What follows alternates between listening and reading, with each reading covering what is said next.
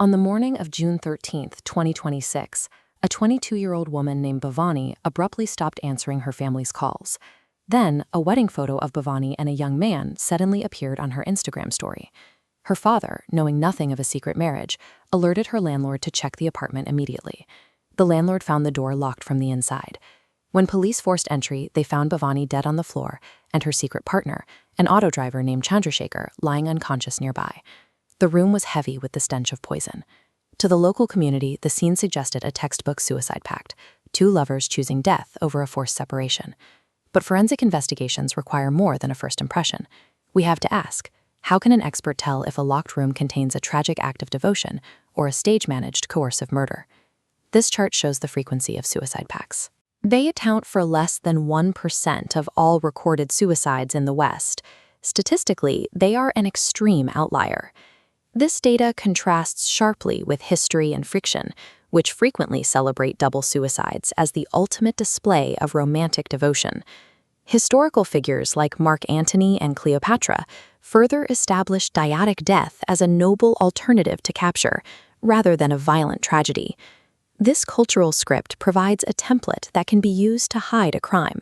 If the public sees a romantic sacrifice, the mechanics of a struggle may go unexamined. To classify these scenes, investigators use a framework like the one found in this Psychiatria Danabina paper.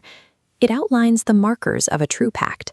A verified pact requires three things: absolute reciprocal consent, shared capability, and a total absence of coercion. This chart shows that genuine pacts almost exclusively involve older, married couples facing terminal illness or a loss of autonomy. They are rarely the choice of young, unwed lovers. When a pact is forced, forensic psychiatrists look for a specific dynamic: a coercive instigator and a trapped cooperator.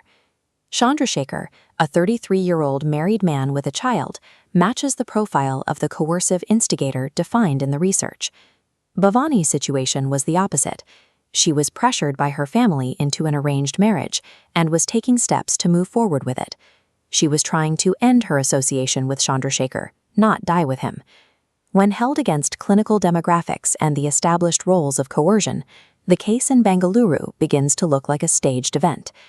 Investigators moved from psychological profiles to the physical timeline constructed inside the locked room. Forensic evidence suggests that Chandrashekhar attempted to force Bhavani to ingest poison. She physically resisted the attack and vomited the substance up. When the poisoning failed, the timeline shows that Chandrashekhar strangled Bhavani to death.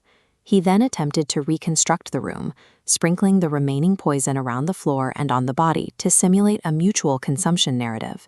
His final act of control was uploading that secret wedding photo to her account. He used her social media to broadcast a romantic lie before ingesting the poison himself. The physical timeline destroyed the illusion of a pact.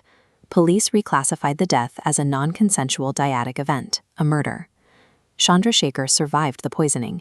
He was arrested and charged with murder under Bharatiya Nyaya Sanhita Section 103(1).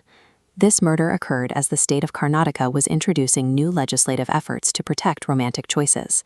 The Eva Namoa bill intends to give adults the absolute legal right to choose their partners, specifically to prevent familial honor violence. Bhavani was caught in a vice between her family's insistence on an arranged marriage and a lover who refused to let her leave. Progressive legislation cannot protect a victim if their daily reality is defined by private, violent control. The suicide pact narrative is a functional tool for an abuser. By framing a murder as a romantic sacrifice, a killer can hide the reality of their crime behind a cultural trope. Forensic psychiatry and rigorous crime scene timelines are necessary to separate this fiction from the physical reality of the violence. When suicide pact appears in headlines, we must look past the drama to question the hidden dynamics of power and control.